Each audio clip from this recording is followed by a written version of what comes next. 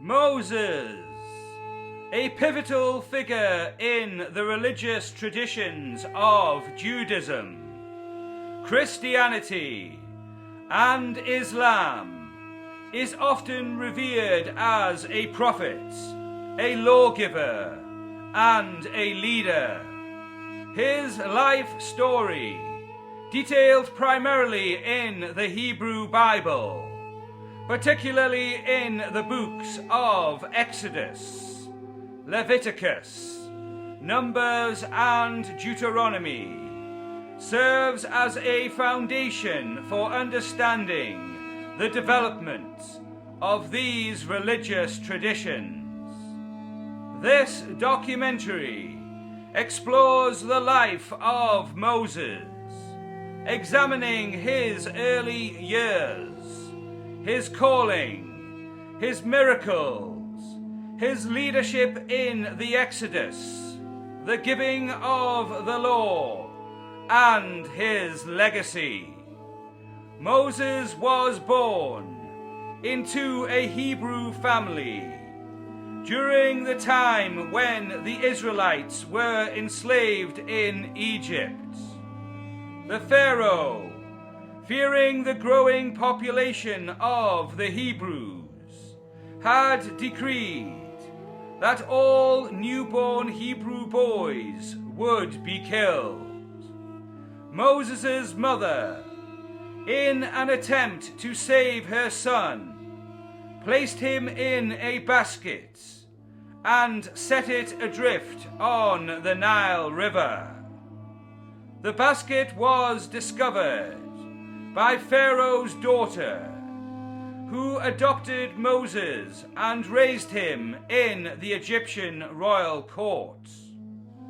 This dual identity of being both Hebrew by birth and Egyptian by upbringing would later play a crucial role in Moses' life. When we come to the story of Moses, it obviously starts in Egypt. That's where the Israelites are. And the reason they're in Egypt was because 400 years earlier, the Israelite family, Abraham's family, who God had said, look, I'm going to bless you, I'm going to bless the whole world through you, and I'll give you this land, which we call Palestine today, Israel, Palestine today. I can give you this land. But later in the story of Jacob, they had to leave that land to go to Egypt because there was a famine and Egypt had all the food. That's the story of Jacob, Joseph.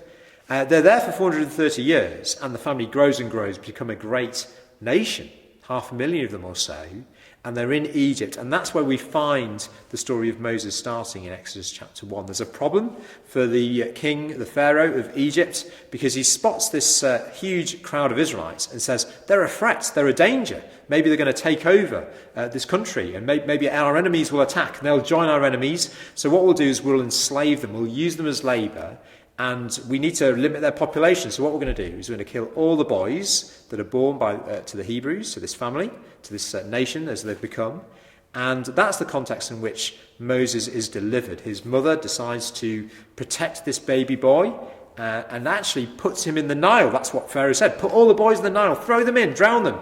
Except she uses a basket to rescue Moses. And lo and behold, who finds the baby Moses in a basket in the Nile? It is no less than Pharaoh's own daughter.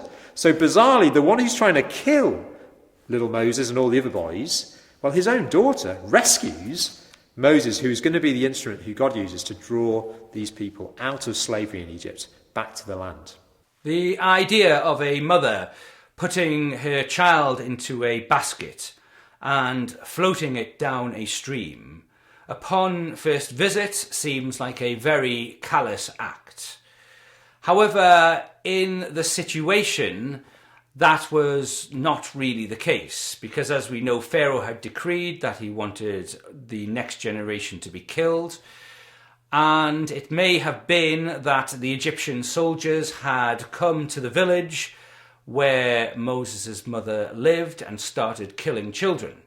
And therefore, having seen this, she ran off with the basket with Moses in, and perhaps the Egyptian soldiers even chased her and followed her to the river. So she was left with a decision of certain death for Moses, at the hands of these Egyptian soldiers, or a chance for life, a very slim chance for life, because Moses could very easily have drowned if the basket had tipped over. He could have very easily died of dehydration, starvation, or been eaten by another animal. He was fortunate that the Pharaoh's daughter found him, but this may have been a miracle from God, or it may have been that Moses' mother knew the Pharaoh's daughter, and perhaps the Pharaoh's daughter had said, look, if the soldiers come to your village, send Moses downstream. I will collect him there, and I will bring him into my home and keep him safe. We will never know the full truth of this. In the Old Testament, it's obviously represented as a miracle, but to what degree, in fact, we will simply never know. Growing up in the Egyptian court, Moses would have received an education befitting a prince, which included instruction in various disciplines, such as reading, writing, mathematics, and Egyptian religion. Despite his privileged upbringing, Moses remained aware of his Hebrew heritage. This awareness is highlighted in the Bible when Moses, upon witnessing an Egyptian beating a Hebrew slave, kills the Egyptian and subsequently flees to Midian to escape the Pharaoh's wrath. So Moses, he grows up in Pharaoh's household. That's quite ironic because Pharaoh's the one trying to get rid of him as a baby, certainly. And Moses is in quite a privileged position. One day he sees, in Exodus chapter 2, we're told that he sees an Egyptian beating one of his fellow Hebrews. And what does he do? He kills the Egyptian, hides the body in the sand, and kind of acts as a sort of saviour in that little way. Kind of a bit of a trailer to what he's going to do later. Except the next day, I think it says the next day, that's right, he sees two Hebrews, two of his fellow kin, fighting, and he asks the one in the wrong, why are you hitting your fellow Hebrew? And the man turns around and says, who made you judge and ruler over us? Are you thinking of killing me as you killed the Egyptian? And it says Moses was very afraid. He realizes, people know what I did. I better run away, because if it comes out, I'm going to be killed by the Egyptians. So he flees. He flees to Midian, out into the wilderness, and there he is for 40 years, a failed saviour who is not wanted by his people. They don't want him to act, to rescue him, to rule and judge over them. And so that's where he is, out in the wilderness. In exile, Moses found refuge with Jethro, a priest of the Midian, and married his daughter, Zipporah. He lived as a shepherd for 40 years, a period that shaped his character and prepared him for his future role as a leader. It was during this time that Moses had his transformative encounter with God at the burning bush on Mount Horeb, where he received his divine calling. The episode of the burning bush is one of the most significant events in Moses' life. While tending to his father-in-law's flocks, Moses encountered a bush that was burning but was not being consumed by the flames. Approaching it, he heard the voice of God calling to him to deliver the Israelites from their bondage in Egypt. God revealed himself as Yahweh, I am who I am, and commissioned Moses to lead his people to freedom.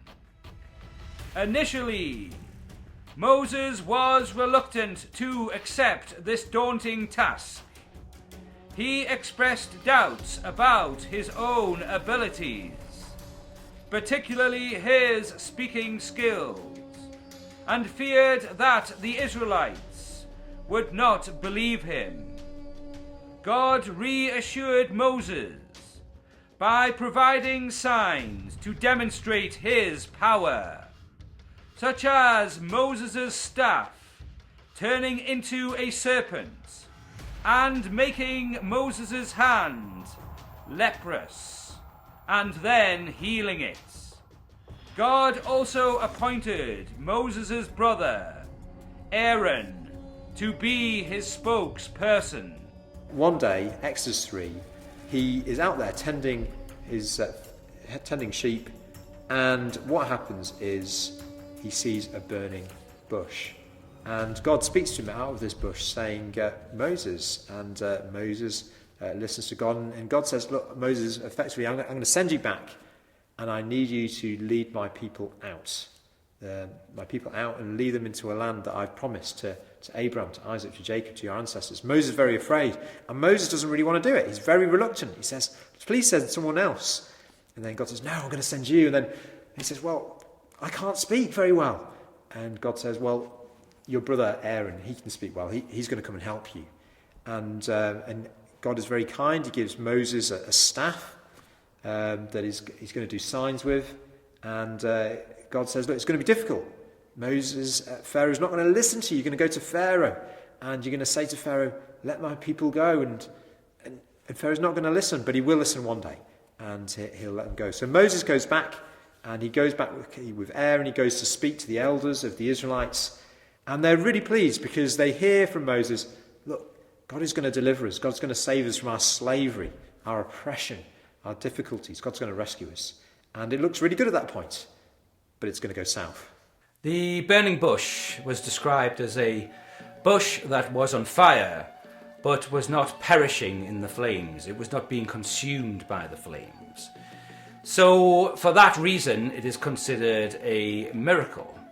However, it could have been that was a bush and it had a large population of fireflies within it. Moses had never seen such a thing before, and therefore, perhaps under the influence of a little bit of intoxication, looked at this bush and thought, oh my God, I can't explain this, therefore this must be God. And perhaps at that moment, thoughts went through his mind, and perhaps he was still racked with guilt, having left the Israelites in bondage, and felt that because of this sign and because of the guilt that he felt, that he had to go back and save his people from slavery. The truth is, we will never know, but it's always interesting to try to scientifically explain miracles within the Old and New Testament, because at a time like this, when people were less educated than ourselves, they would most likely be more likely to believe in unexplained phenomena as being miracles, and therefore in some way being or having to be attributed to God himself.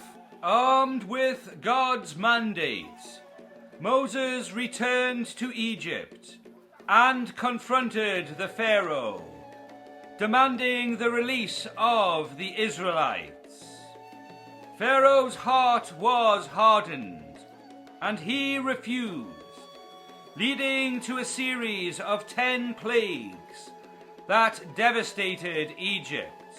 So Moses has gone back to Egypt. He's gone back with Aaron. He's gone back with this staff that God's going to work through. And it looks kind of good. They kind of go to Pharaoh, let us go. And Pharaoh says, no, I'm not going to do that. You seem to have too much time on your hand. I'm going to make your slavery harder. You're going to have to make bricks, but without the straw. You're going to have to go and get the straw. And so it gets even harder. And the Israelites start to turn on Moses and say, not sure this is going to work. It seems to have got worse for us. Well, that can happen. But God says to Moses, don't worry, you're going to see the great deliverance that I'm going to do. Even Pharaoh, in his stubborn, hard heart, who won't acknowledge me, thinks he's the boss, he's the most powerful man in the world at the time, after all, in ancient Egypt. He is going to learn that he's not the boss, that the God of the Bible, the Israelite God who speaks to Abraham and wants the whole world to be blessed, he is the true God. And so that's what you see. You see that happening as Moses goes with Aaron, says, let my people go. And what happens is they have this, he throws down his stick, it becomes a snake. Well, Pharaoh's got some other magicians, they throw down their sticks and they become snakes somehow as well. Well, Moses' staff eats up their snakes. And then you get these plagues. The first of these plagues was the transformation of water into blood, which God inflicted upon Egypt through Moses, as recounted in the book of Exodus. This dramatic event marks the beginning of a series of divine interventions designed to compel Pharaoh to release the Israelites from slavery. It is a story rich with theological, symbolic, and cultural significance. The narrative begins with God instructing Moses to approach Pharaoh with a demand to let the Israelites go. Pharaoh's refusal sets the stage for the first plague. God commanded Moses to meet Pharaoh in the morning by the river Nile, a vital artery of Egyptian life and culture. Moses stretched out his staff over the waters of Egypt. As Moses did so, the waters of the Nile and all the water in reservoirs, rivers, canals, and even vessels of wood and stone turned into blood. Fish in the river died.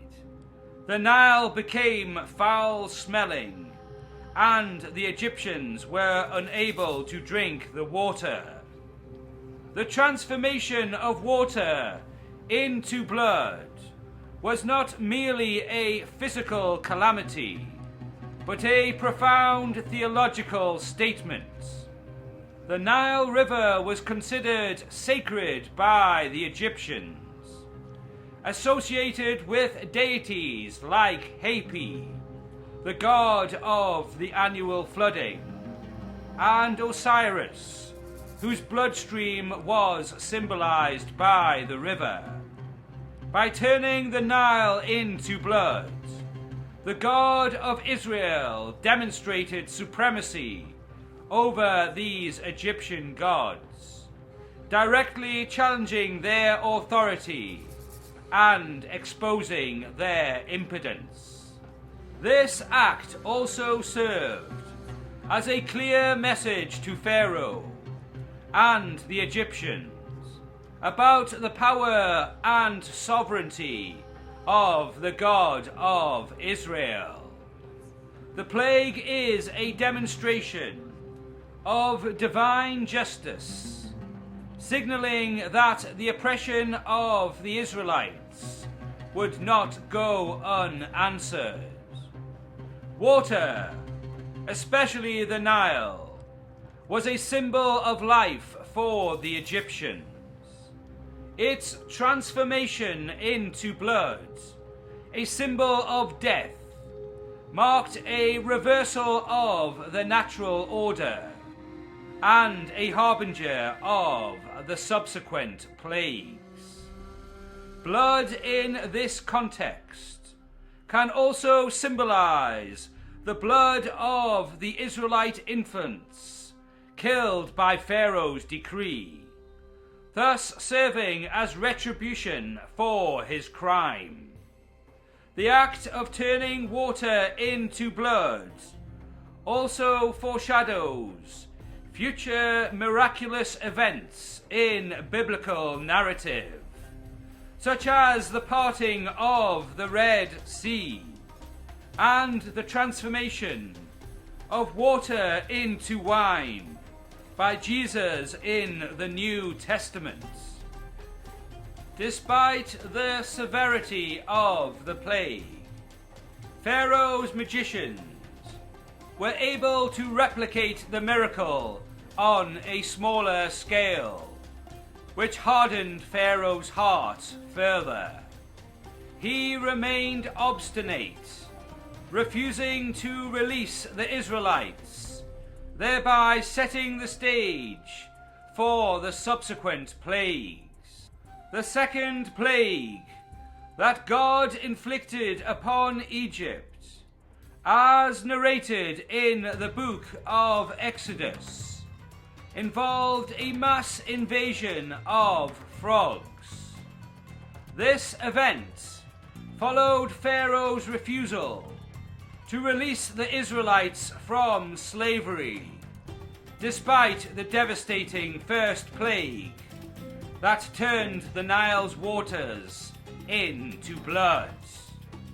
The plague of frogs served as a continuation of the divine strategy to compel Pharaoh to liberate the Israelites, demonstrating the power and authority of the God of Israel over the Egyptian deities and natural order.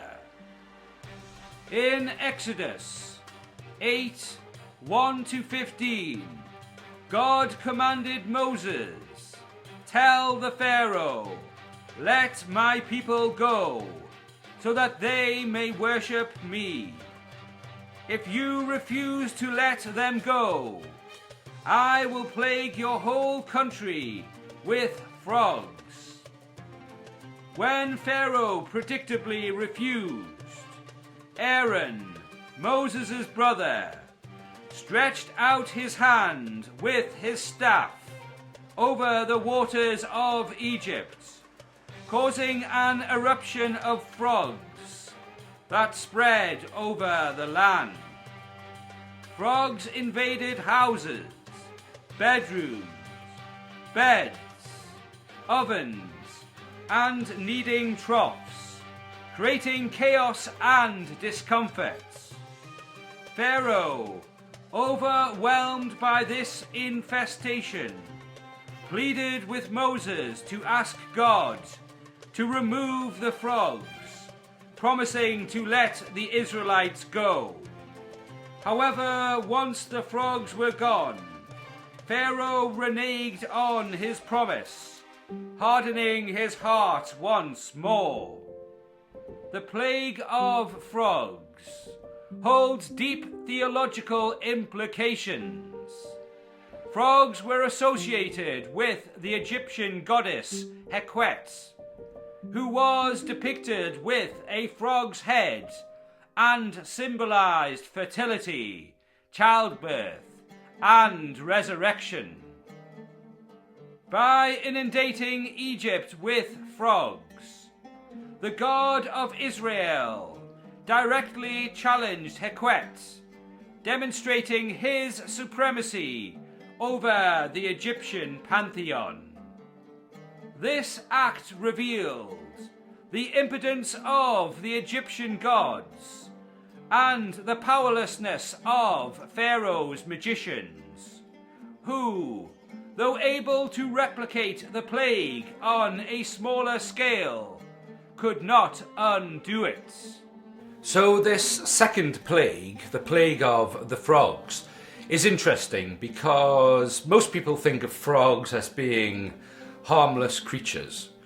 However, this plague was so large, so vast, and so far-reaching that these frogs permeated every part of Egyptian society.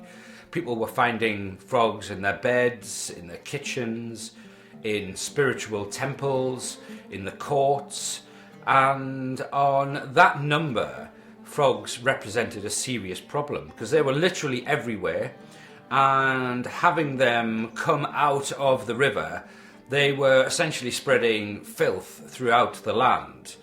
And it was the pervasiveness of this, the fact that Egyptians just could not get away from frogs because there was just so many of them, that made it such a massive problem. In fact, it was such a big problem that Pharaoh asked Moses to remove the frogs, claiming that he would let the Israelites go. But of course, as soon as the frogs had gone, he then changed his mind and decided that he was not going to let the Israelites go. This is a recurring theme that happens throughout these biblical plagues, where Pharaoh says that he will let the Israelites go, but then as soon as the plague is gone, he changes his mind.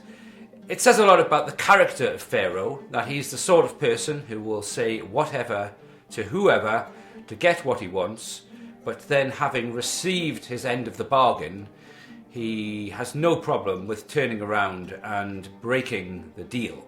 So it sets him up to be a deeply immoral and devious man.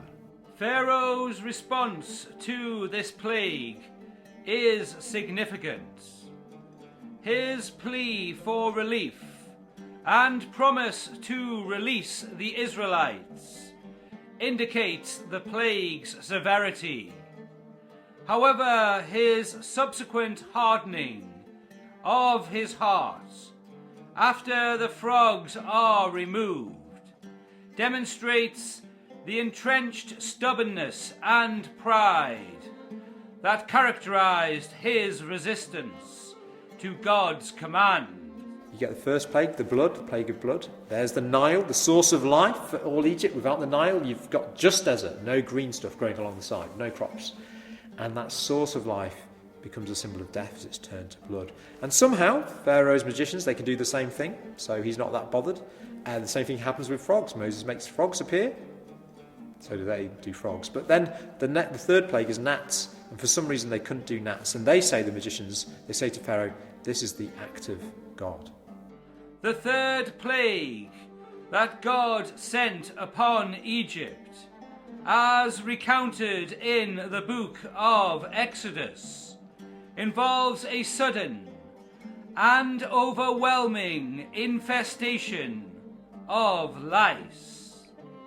This plague, following the water turning into blood and the invasion of frogs, marked a further escalation in the divine assault on Egypt to compel Pharaoh to release the Israelites from bondage.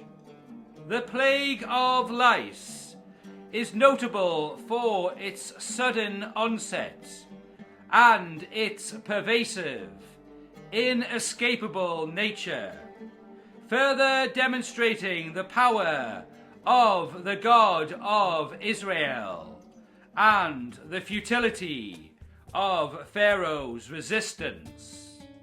In Exodus 8:16-19, God instructed Moses to have Aaron stretch out his staff and strike the dust of the earth.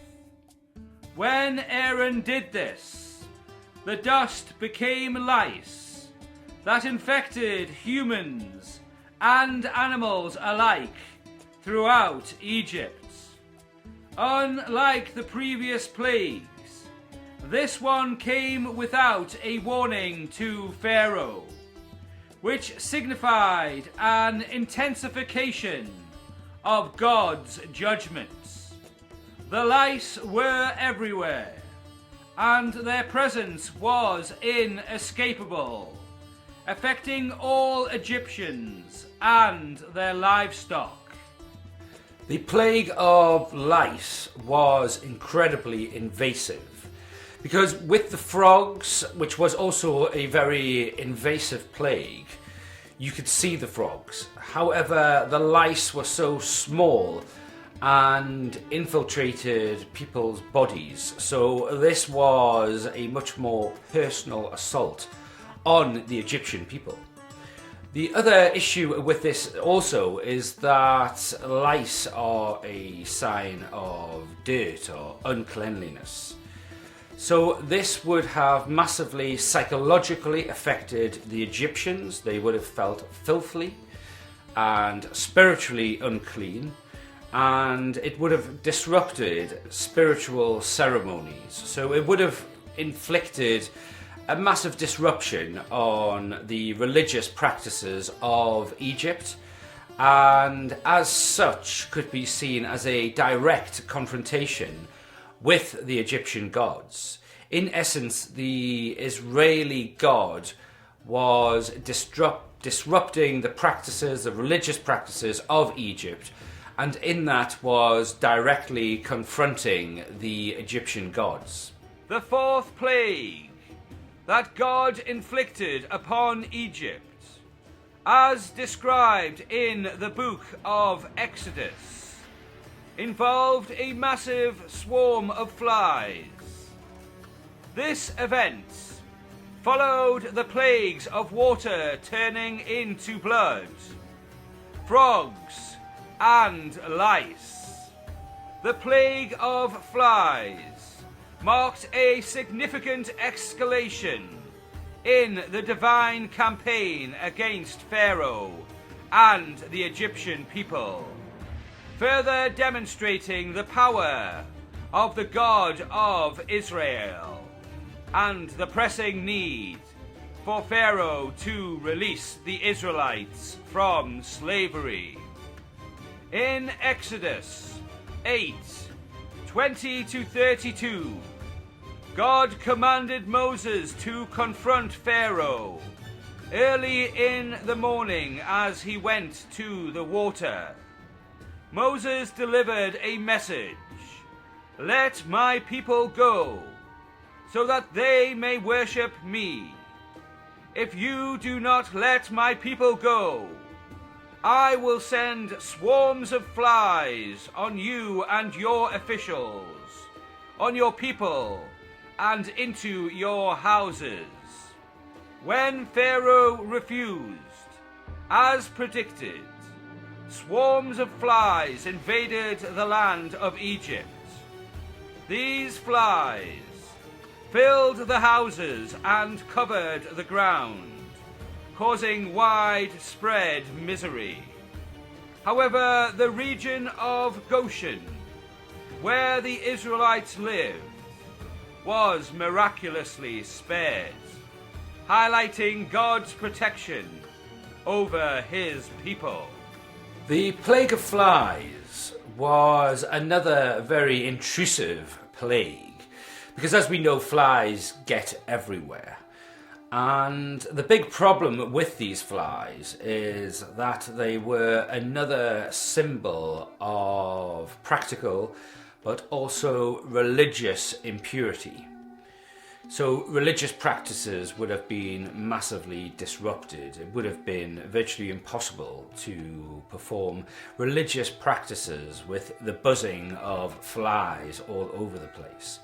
The other issue with the flies is a thing of health, because they massively affect food preparation. As we know, flies spread disease. So the practical effect of feeding one's family would have been massively disrupted. And in fact, a lot of these flies would have affected the livestock.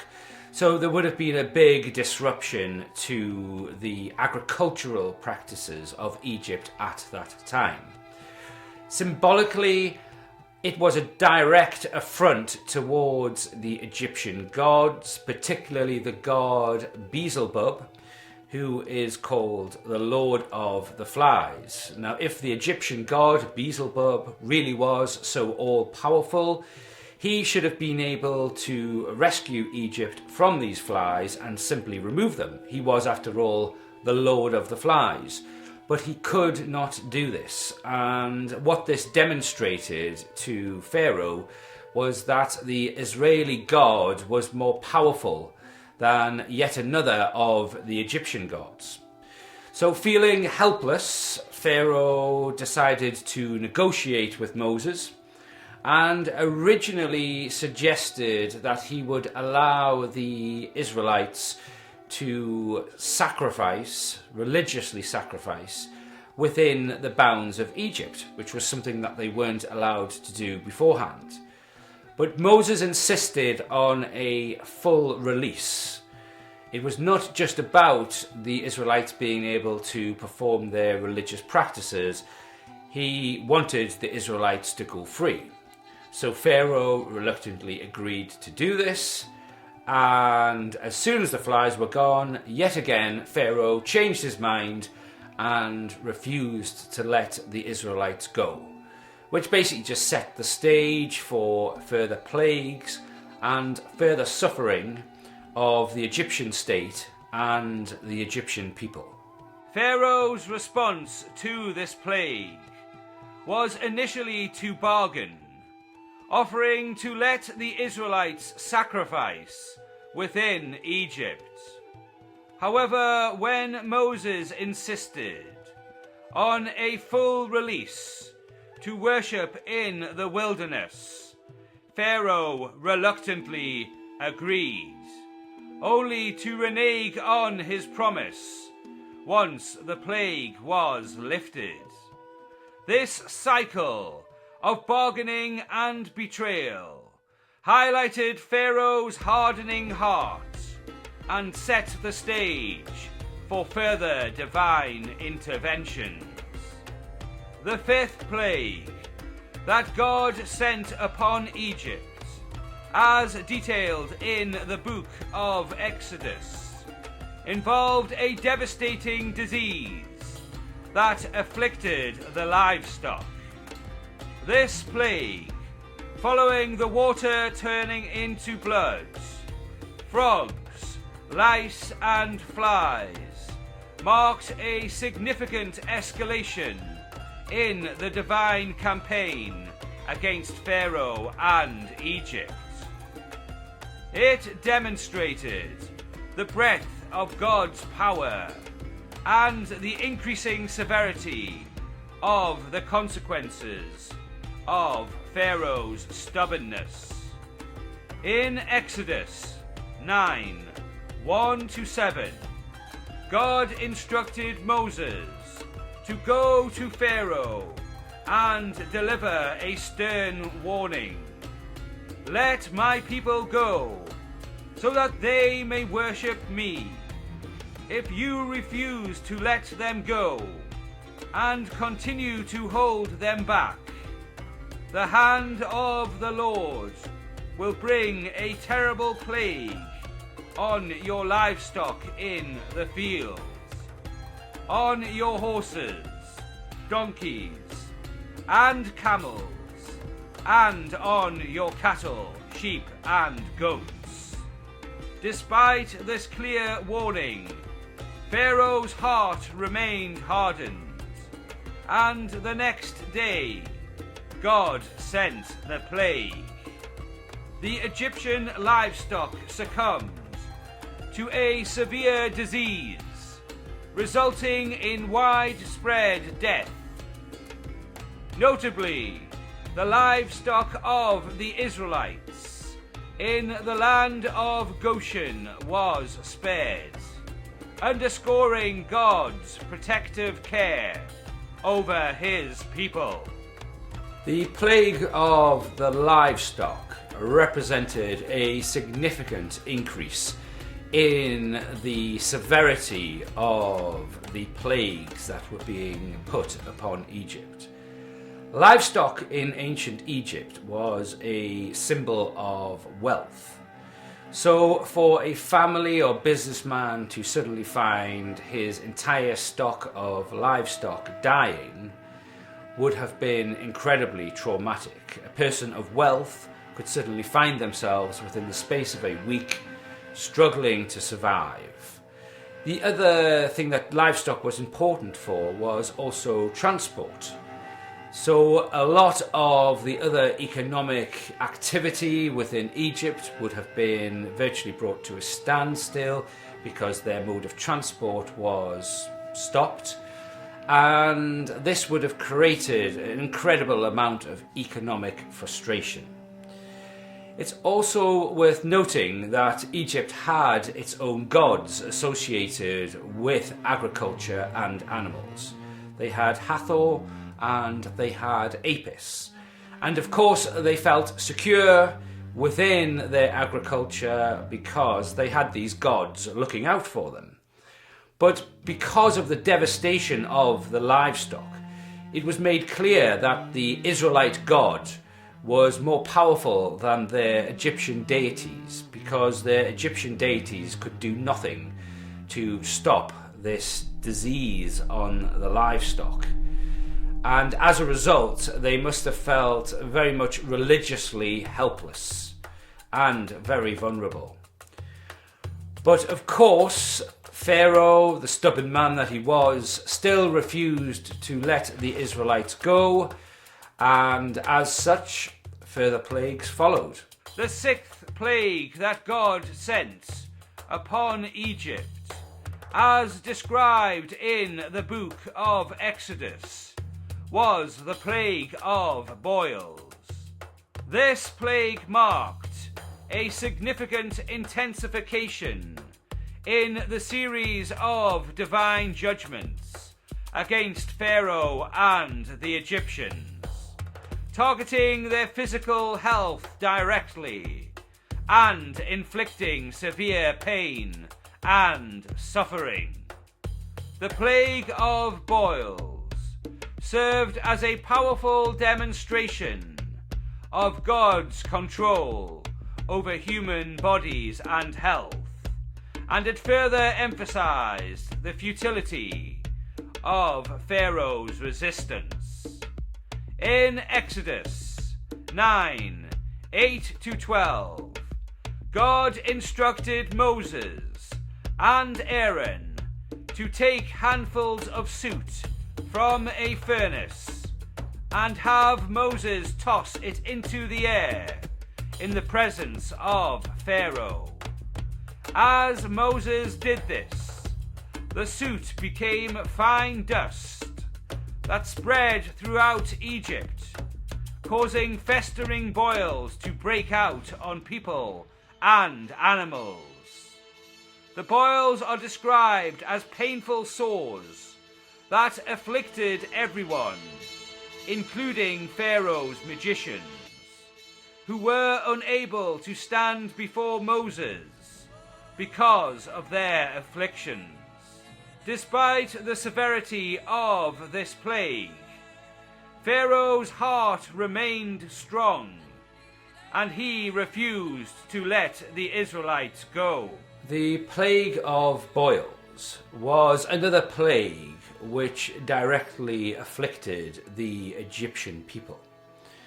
And it's worth noting that Egypt had its own deities or gods associated with medicine and healing, and that by inflicting these painful boils on the Egyptian people, the Israelite God was once again demonstrating the impotence of the Egyptian gods. He was overruling them and showing them that he is more powerful. And this wouldn't have gone unnoticed among the Egyptian people and the Egyptian priests. So it would have been another reminder that the Israelite God is superior over their gods, and would have put a lot of pressure on Pharaoh to let the Israelites go. Particularly since not only has there been a demonstration of the Israelite God's power, but there has been a stark demonstration of the weakness of the Egyptian gods. It's also worth noting that once again the magicians in the court of Pharaoh tried to replicate this miracle, but were unable to. And when Moses came to see Pharaoh about it, the magicians were so badly afflicted by the boils that they could not even stand to their feet to talk to Moses about it. They were so drastically ill So here is Pharaoh in a situation where his people are suffering, he is suffering, and his magicians, his sorcerers, his people of strength were not only not able to perform magic, but were literally unable to stand to their feet. So this would have had a severe effect on Pharaoh, but yet still he refused to let the Israelites go. The seventh plague that God sent upon Egypt, as described in the book of Exodus, was a devastating hailstorm. This plague, following the afflictions of blood, frogs, lice, flies, livestock disease, and boils, represented a significant increase in the severity of divine judgments against Pharaoh and the Egyptian nation. And then as the plagues go on, you see more and more plagues. You see darkness, you see hail. All of these plagues, there's 10 of them, but all of those plagues seem to refer to some Egyptian deity at that time. And it's as if God is saying, look, you these things that you look at, your gods that you worship, I'm bigger and better than them. They're not real gods. I'm the real God. I've got them sussed. Not only that, you've got, as the plagues rumble on, you've got a distinction. So, for example, the plague of hail, it rains down heavily and destroys livestock and crops in the Egyptian areas of Egypt. But where the Israelites are living, well, there's no hail. There's a distinction. And God is communicating through these plagues several things. But one of them is that, look, if you're going to be with the Israelites and stand with them, you are going to be safe from this judgment against this slavery and oppression that the Egyptians have been putting the Hebrews, the Israelites, under. So God is drawing distinction. And actually what you see is some of the Egyptians are saying, yeah, I think I'm going to listen to Moses' warnings about the plagues. I'm going to do something about these things. I think I might even join them. And actually when they later leave Egypt, it does say there are other people, Exodus 12, other people join them on their way out. The plague of hail demonstrated God's control over the natural elements and his power to inflict destruction on an unprecedented scale. In Exodus 9, 13 to 35, God instructed Moses to confront Pharaoh and demand the release of the Israelites, warning of a severe hailstorm unlike anything Egypt had experienced before. God commanded Moses to stretch out his hand towards the sky, and as he did so, the Lord sent thunder, hail, and lightning. The hailstorm struck down everything in the fields, people, animals, and crops. The storm was so severe that it shattered trees and destroyed flax and barley crops. However, the region of Goshen, where the Israelites resided, was miraculously spared, showcasing God's protective care for his people. The plague of hailstorm was a gigantic, massive physical plague. The intensity of the hailstorm smashed buildings, destroyed crops, killed cattle, killed people. It was really a devastating onslaught. But what it also did was it demonstrated once again the Israelite gods' power over the Egyptian gods. So the Egyptian gods associated with the sky were the gods are called Nut and also Shu. And theoretically, these Egyptian gods should have been able to overrule the power of the Israelite God. because they were Egypt's gods to control the sky. But unfortunately, they weren't able to do this. So this was another demonstration of the impotence of the Egyptian gods and the ultimate power of the Israelite gods.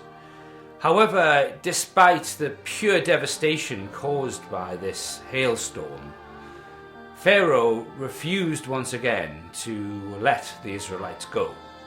The eighth plague that God sent upon Egypt, as narrated in the book of Exodus, was a devastating swarm of locusts. This plague followed the series of catastrophic events, including the plagues of blood, frogs, lice, flies, livestock disease, boils and hail. The locusts' invasion further intensified the divine judgment against Pharaoh and the Egyptians, targeting their already weakened food supply and showcasing the relentless power of the God of Israel. In Exodus 10, 1-20, God instructed Moses to approach Pharaoh once more with the command to release the Israelites. God warned Pharaoh that if he refused, he would bring locusts into the land. Moses conveyed this message, emphasizing that the locusts will cover the ground so densely that it will be impossible to see the earth. They will devour what little vegetation remains after the hailstorm, consuming every tree and plant in the fields. Despite the dire warning and the pleas of his officials, Pharaoh's heart remained hardened, and he refused to let the Israelites go. Consequently, Moses stretched out his staff over Egypt, and an east wind brought in a vast swarm of locusts. The locusts consumed all the crops and fruits, leaving Egypt in a state of utter devastation. The plague of locusts was another direct attack on the agriculture of Egypt.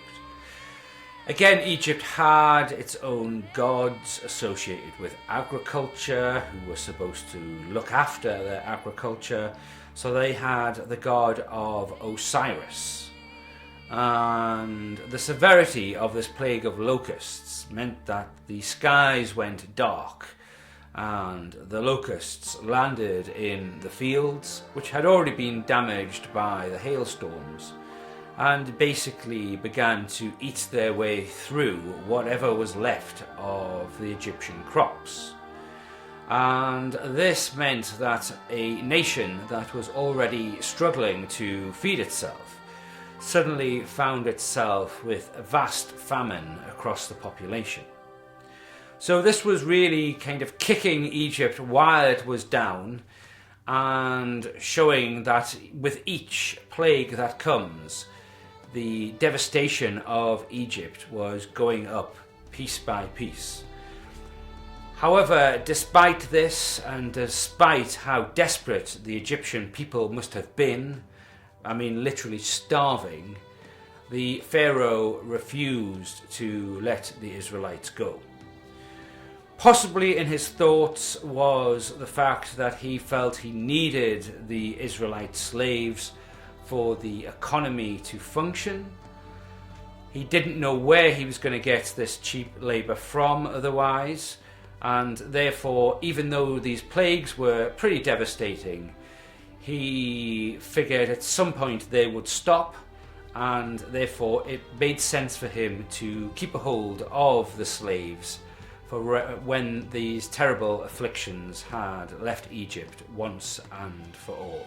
The 9th plague that God sent upon Egypt, as recounted in the book of Exodus, was a thick darkness that covered the land for 3 days.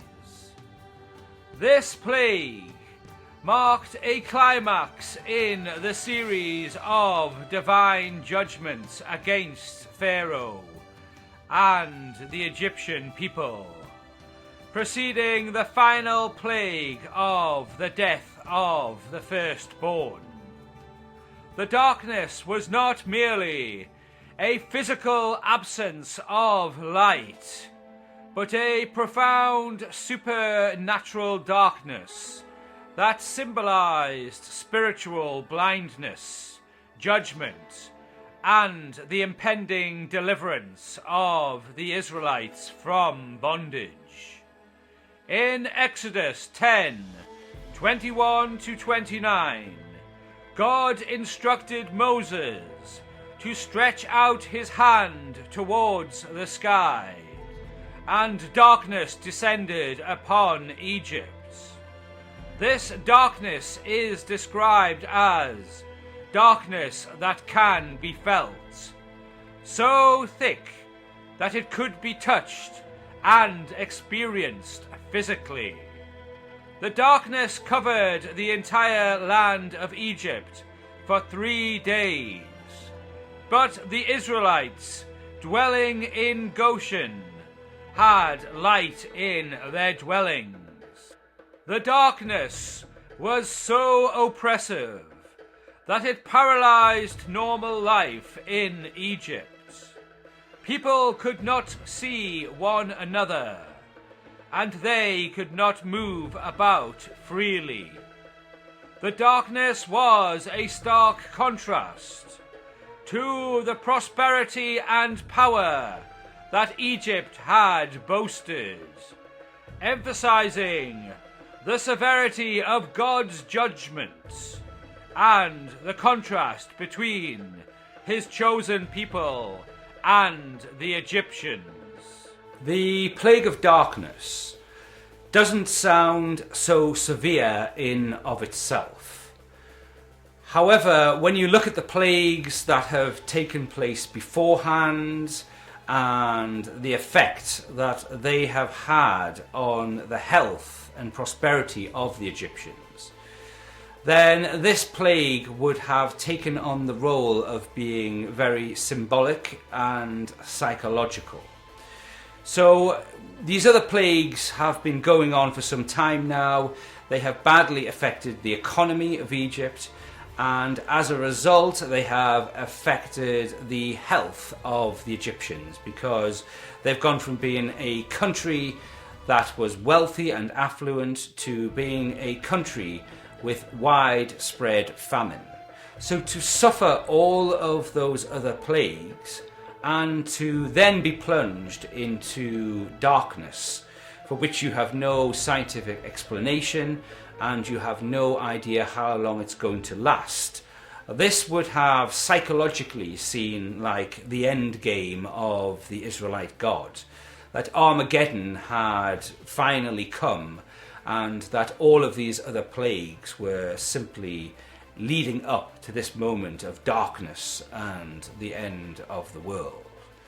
It's also worth noting that the darkness would have also seriously affected agriculture and economy, because obviously plants need light to grow. So the darkness would have helped finish off what was left of the crops.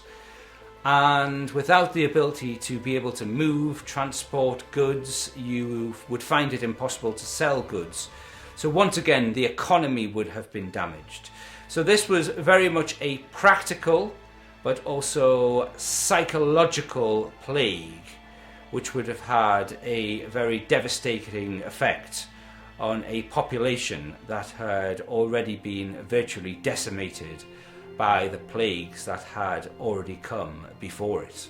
repeatedly, Pharaoh says, I'll let you go, take the plague away, I'll let you go, and then the plague goes away. Moses prays to the Lord, the plague stops, and then he changes his mind. He hardens his heart. He just doesn't want to let them go. And I think there's this interplay where you kind of say, look, this is a really stubborn person who doesn't want to let his labour force go, and yet God is determined to rescue his people. It's all a picture, says the New Testament, it's all a picture of God's rescue of us from the hardness of heart of our own desires, which say, actually, I don't want to change. I don't want to change the situation. Sometimes we're like that. And yet God is determined to change the situation over and over again. And what is the thing that changes the situation in the end, that lets the people go? It is the death of the firstborn, known as the Passover. The 10th and final plague that God inflicted upon Egypt, as described in the book of Exodus, was the death of the firstborn. This devastating effect was the climax of God's judgments against Pharaoh and the Egyptian people for their relentless oppression of the Israelites. The severity of this plague finally compelled Pharaoh to release the Israelites, marking a pivotal moment in the narrative of their liberation. In Exodus 11, 1 to 12:36, God announced the final plague to Moses and instructed him to prepare the Israelites. Each Israelite family was to slaughter a lamb and mark their doorposts with its blood. This act would cause the Lord to pass over their houses, sparing their firstborn from death.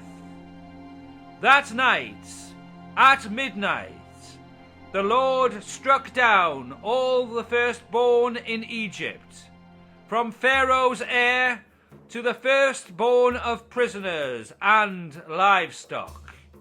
The wailing throughout Egypt was unprecedented, with every Egyptian household experiencing loss. In contrast, the Israelites were spared, protected by the blood of the Lamb on their doorposts. What does God say? He says to Moses, tell the Israelites, take a lamb, kill the lamb, put blood on the doorposts, on the sides, on the top and sides, and go into your house at night. And if you've done that, your firstborn son will be saved. An angel of death will come and will pass over that house. There will be no death in that house. And for any house where they haven't done that, the Egyptians particularly, well, there'll be a death. And even right from the slave right through to Pharaoh's firstborn son. And that's what happens. The angel comes, and if you're an Israelite, even an Egyptian who's decided, well, I think we need to do what Moses is saying, because look what's happened. You put the blood on the doorposts. And that lamb, in a sense, this is why it's called Passover, and Jesus says he is the true Passover lamb, the Lamb of God who takes away the sin of the world, says John the Baptist when Jesus comes. That lamb is a picture foreshadowing Jesus, coming before Jesus, where that lamb has died in the place of the firstborn son, so Jesus has died in our place, we say as Christians. And that substitute sacrifice has paid for the anger and judgment that we deserve for our rebellion against our Creator, the way we treat other people. And so that's what happens over the whole of Egypt. And that's what makes Pharaoh say you can go. That's what it takes. The death of the firstborn son. Well, that's Jesus Christ. It takes his death so that we can go free from our own selfish, stubborn desires that we see pictured in Pharaoh. And the Israelites can go free. They go, they leave. And they're free at last. After 400 years in Egypt, they're on their way. God has rescued them. He has delivered them. And that points us to the rescue that we can have in Jesus Christ. He can deliver us from our own sinful, selfish, destructive patterns of behaviour and desires. The death of the firstborn is the last and most severe of all the plagues.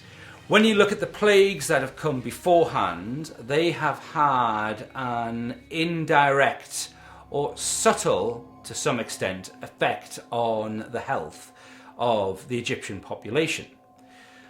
However, this final plague is a direct act of genocide or murder by the Israelite God as the final game plan to convince Pharaoh of his power and the lengths that he would use his power to set the Israelite people free.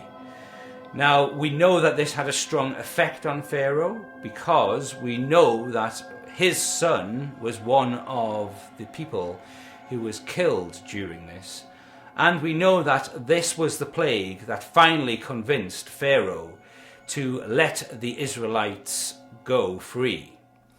It's also worth noting at this point that it was the blood of the lamb on the doorposts of the abodes where the Israelites lived that spared them, that saved them, that gave them salvation. And when we look at the New Testament, the story of Jesus Christ, what we are told is that he was the Lamb of God, and through the spilling of his blood, we were given salvation ourselves. So it's interesting that the blood of the Lamb is a rhyme or a theme that transports from the Old Testament to the New Testament. Pharaoh finally relented, and the Israelites, under Moses' leadership, left Egypt. However, Pharaoh soon changed his mind and pursued them with his army. The Israelites found themselves trapped between the advancing Egyptians and the Red Sea. In a miraculous event, God parted the waters of the Red Sea, allowing the Israelites to cross on dry ground. When the Egyptians attempted to follow, the waters returned, drowning the pursuing army. So Moses and the Israelites, there's I think about 500,000 of them were told they're on their way out of Egypt. And as they make their way, God sends them on this path towards the Red Sea. And what happens is the Pharaoh decides, oh, hang on a minute, my labour force is gone. Maybe I should go get them back. And so he chases after them. And the Israelites can see the chariots coming. There's the sea just in front of them. And they go into a panic. We're stuck. We've got no hope. We've got no chance. We're lost. We're not lost. We're stuck. We can't do anything. We're between the sea, not going to work, and this vast army that's coming to take us back. What do we do? And God says to Moses, don't worry, I will make a way. That's like us, isn't it? We get through life, we come to the end, we come to death, and we kind of think, there's no way. I've got to reach this dead end. There's no way through. Well, God offers to make a way. What happens to Moses and the Israelites is that he's told to hold out that staff and the sea parts, and they're able to go through. Would it be quite weird, I imagine? But amazing to think that you have walls on both sides of sea and you just walk straight through. And the Israelites, they get through the other side. There's lots of them, of course, and the Egyptians follow. And then as the Israelites get to the other end, the other side of the sea, the Egyptians in the middle, God allows the water to wash them away. They'll never see the Egyptians again. And they rejoice. They sing a song. They say that they've been delivered once and for all. There's a picture of the fact that we can be rescued, that God can make a way, and he does make a way through the death and resurrection of Jesus Christ. But not long after that, they start grumbling. So they're out of Egypt. They're in the Sinai Peninsula. If you look on a map, you'll see where that is. And they start grumbling. They're in this wilderness. There's no food. There's nothing to eat or drink. They start grumbling, and it gets tricky. Well, God provides, doesn't he? He provides water from a rock through the staff. Moses hits a rock and water comes out. It's a miracle. They find an oasis. Then they find food, manna and quail. And it's fascinating the way that's described in terms of God's provision for these people. Because God says, look, there's going to be 7 days in the week, and the seventh day you're going to rest. So I'm going to provide enough food for you each of those 6 days. On the sixth day, I'm going to provide you a double portion to last you on the Sunday, so you don't have to go out and do some work, shall we call it. On the seventh day, on the Sabbath day, you can rest. And the Israelites don't trust that. What they do is they go and collect this manna. It's actually called, literally, the manna Hebrew word is watzit. It's sort of like coriander seed. It gave them enough sustenance. But they would go and collect this manna. Some of them collected more than they needed, thinking, what if nothing comes the next day? Well, it goes all maggoty, and Moses says, look, you only need enough for 1 day. Why did you collect more than you need? Don't you trust the Lord to provide the next day? Lo and behold, he provides the next day. When it comes to the sixth day, they collect double portions. There's double portions provided. And so they do that, except on the seventh day. Some people go out looking for an extra portion.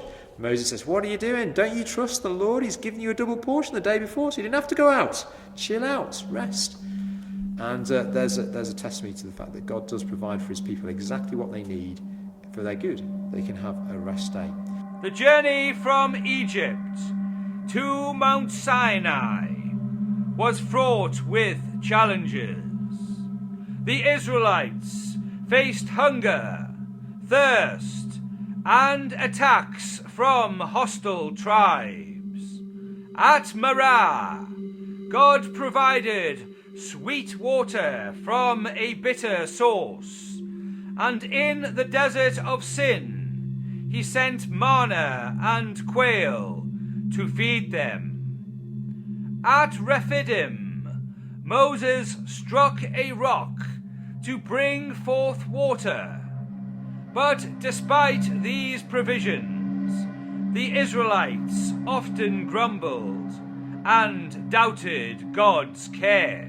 While they continue to grumble, God gives them the Ten Commandments. God gives them a whole set of law to be a new society, because they are going to be a new nation. They are a nation. They're going to need some laws. They're going to need some ways to live, ways to enact justice in this new society that they're going to be. He gives them a tabernacle. There's the ark, which represents God's presence. He gives them a tabernacle made of curtains, which is the prototype temple, which will come centuries later under David and Solomon. But he gives them this representation of his presence with his people, and they're going to move around as they set up the camp in their 12 tribes. The tabernacle with the ark, God's presence, the symbol of his presence with his people, it's going to move with them. And wherever that goes, they're going to go with, God's going to go with them, leading them through on this journey. Upon reaching Mount Sinai, Moses ascended the mountain to receive the law of God. This included the 10 Commandments, which were written on stone tablets. The giving of the law was a pivotal moment in the history of Israel, establishing a covenant between God and his people. The law covered not only religious practices, but also civil and moral codes, shaping the identity and conduct of the Israelite community. While Moses was on Mount Sinai, the Israelites, fearing he would not return, demanded that Aaron make a god for them. Aaron fashioned a golden calf, which the people worshipped.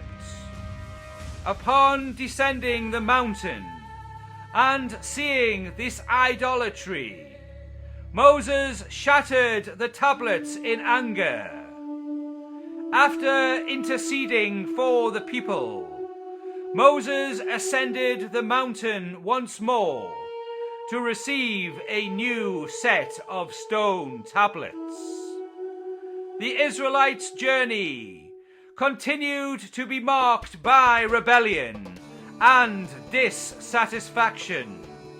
They complained about the lack of variety in their diet, leading to God's provision of quail, but also a plague as punishment for their ingratitude. At Kadesh Barnea, their refusal to enter the promised land, due to fear of the inhabitants, resulted in God's decree that generation would wander in the wilderness for 40 years until a new generation arose. They get to the edge of this promised land where Abraham and Isaac and Jacob lived, which God had promised to them. I'm going to give you this land. Your descendants are going to be a great nation, which they are, and they're going to inherit it, and they're going to have it. And yet they send in Numbers 13 some spies just to do a recce, just to check out the land. And they come back and say, oh, it's amazing. It is a wonderful land. We've been living off this manna for a while, but this land's got amazing things. And they come back with huge grapes and things like that from the land to sample the foods. It's amazing, except it's got people in it, and they're really scary, and I'm not sure we can defeat them. I mean, we do all right, but we've got no hope. And so the people say, oh no, let's go back to Egypt. We should go back to Egypt. It was better to be back in Egypt. They've forgotten that they've been rescued amazingly, and they want to go back. Except Joshua and Caleb, 2 of the 12 spies, say, look, it is scary, but don't we believe God can give us this land? He's got us out of Egypt. He's provided for us on the way so far, and it's not been that long. Surely he's going to give us the land that he's promised. Everything that he said has happened, that we'd go to Egypt. He'd promised that before. He'd said that we'd be there for 400 odd years and we'd come out. And here we are. Don't we trust God to give it the land? He got us through the sea, gave us the plagues to get out. Will he not give us this land? Well, they don't believe Joshua and Caleb, and they decide to go back. And God says, look, if you don't want to go, that's fine. You can stay in this wilderness for another 40 years. In fact, all of you grown-ups who would have entered, you don't believe that I would do it, that I would give you the land. Unfortunately, the consequence of that is that you're going to die in this wilderness, and your children will enter, and their children, 40 years later, are going to enter, but not you, this generation, except Joshua and Caleb, because they trusted me. So for 40 years, they wander around, living off manna, encountering some enemies who they are spared, and for 40 years they do that until they come back to the edge of the promised land and are about to enter. Throughout the wilderness period, Moses faced numerous challenges to his leadership, including the rebellion of Korah, Dathan, and Abiram, who questioned his authority. God's judgment reaffirmed Moses' leadership through miraculous signs, such as the earth swallowing the rebels and the budding of Aaron's rod. And there are several times in the story, as you read through it, certainly in Numbers, where people rise up and say, Moses, we're not sure you should have this special privileged position to be God's representative to us in this way. I mean, you're the one who's gone up to the mountain, you came down with the 10 Commandments, and then you've gone up and spoken with God, and you're the one who's allowed to enter into that most inner place and meet God, and your face comes out shining, glowing, because you've encountered God in some way, and you've got this closeness to God that no one else has. Well, why should you be special? Why should you be special? And actually, Moses was described as being one of the meekest people in all the earth. Remember, he was quite reluctant earlier in the story to go and lead out the people. And yet, these challenges, God says, no. Every now and again, he says, no, my affirmation is on Moses. He is the one who I'm going to speak through. He's the one who you need to listen and obey. He's the one who, if you obey what he says, you're obeying me. The idea of anybody challenging Moses' leadership always seems to surprise people. However, going back to the time, it's quite easy to understand, because you had these tribes of Israel, and not everybody would be convinced that Moses performed these miracles. If we look at society now, we all believe different things are true or not. And when you look at the life that the Israelites had for 40 years as they travelled through the wilderness, struggling to feed themselves and water themselves, it would hardly be surprising that some within this group would feel that Moses' leadership hadn't really gotten them anywhere, that they were still struggling to survive, and there would probably have been those who would be of the opinion that they were better off in Egypt. Although they were slaves, they had abodes to live in, they had regular food, they had structure within their lives, as opposed to wandering aimlessly through the wilderness. So it's not totally surprising that some people decided to start a revolution against Moses. It just seems so these days because we think of him as being this great and powerful leader. But at the time, I think putting into context the situation that these people were in and the fact that humans are all different, it's no surprise at all that there were a few who decided to go against his rule and start a revolution. As the Israelites approached the Promised Land, Moses' role as leader was nearing its end. Due to an act of disobedience at Meribah, where he struck a rock to bring forth water, instead of speaking to it as God commanded, Moses was denied entry into the Promised Land. However, he was allowed to see it from Mount Nebo before his death.